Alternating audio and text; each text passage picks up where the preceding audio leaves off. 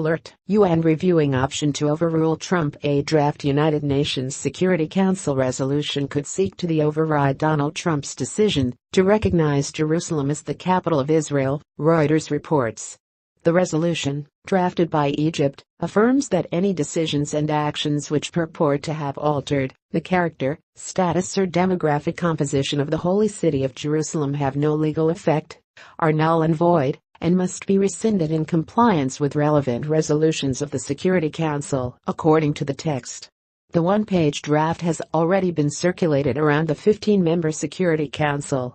The move comes after Trump announced that the United States would recognize Jerusalem as the capital of Israel, which, as The Hill notes, no U.S. administration has done in the 7 decades of the Jewish state's existence. Trump's directive isn't just symbolic. According to CNN, it would involve building a new embassy in Jerusalem as Trump put it, a magnificent tribute to peace. While Jerusalem is the administrative capital of Israel for all intents and purposes, most nations recognize Tel Aviv as its official capital, as the Palestinians claim Jerusalem is their capital too, should they ever actually form a state.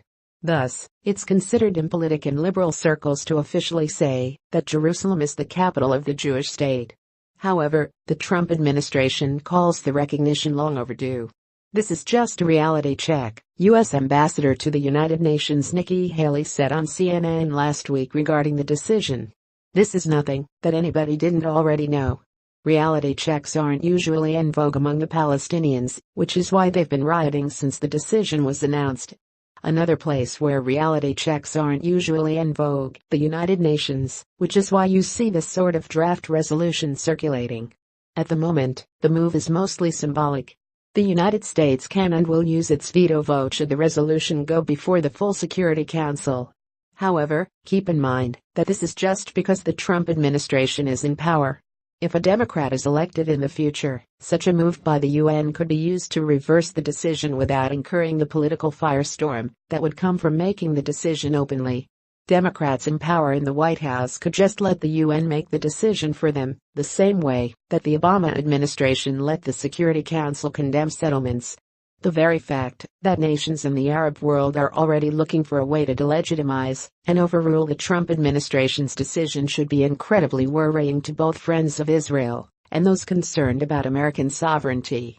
That's because the United Nations has become a grave enemy to both. While the UN is supposed to foster peace, we instead see it being increasingly used as an instrument against both us and the most persecuted state on earth. It's not enough for the U.S. delegation to veto this resolution.